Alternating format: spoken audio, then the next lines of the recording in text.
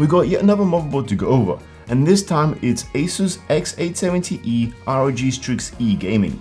This board has some top tier I/O that's almost perfect in my opinion.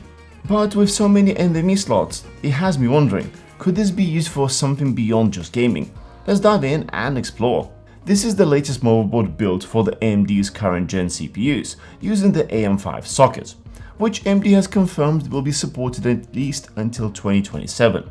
That means it'll work with Ryzen CPUs from 7000 series onwards, offering a nice upgrade path for both budget-conscious users and those wanting cutting-edge performance. Of course, this particular board leans more towards premium side, so it's perfect for enthusiasts who want more than just the basics.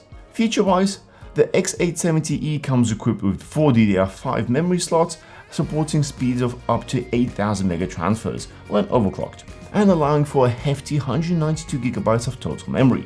However, hitting those top speeds isn't guaranteed for everyone. It comes down to perfect harmony between your motherboard, RAM, and CPU, so your mileage may vary. Moving on to the expansion slots, we only have 2 PCIe slots.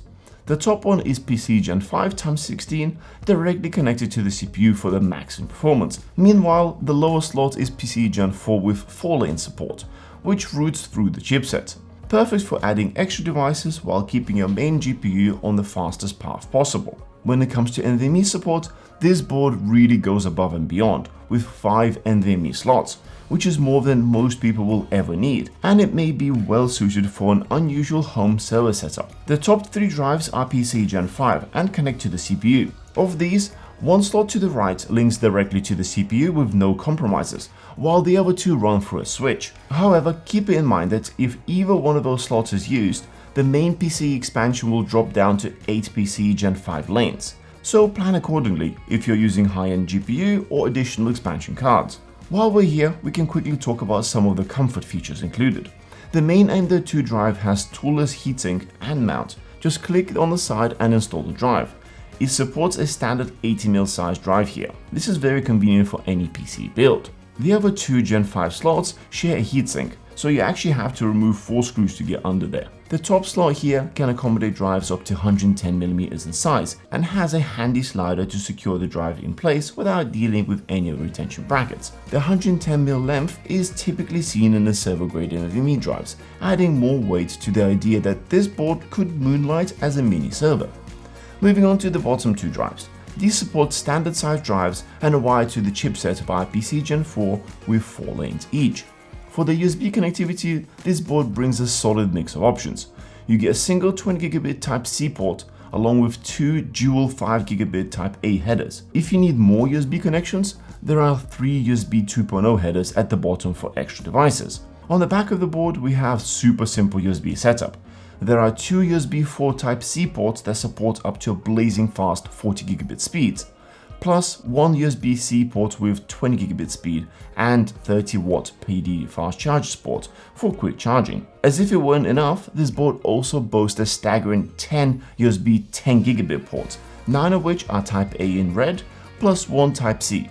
On top of all of that, you get Wi-Fi 7 and 5GB LAN port, which is yet another reason why this board may be a good fit for a server, especially if you plug in some sort of drive enclosures using those 40GB USB Type-C ports.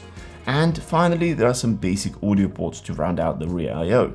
Moving on to the DIY side, it comes with 8 fan headers and 3 RGB headers to cover all of your cooling and lighting needs. At the top right, you'll find power and reset buttons along with an LED screen for error codes.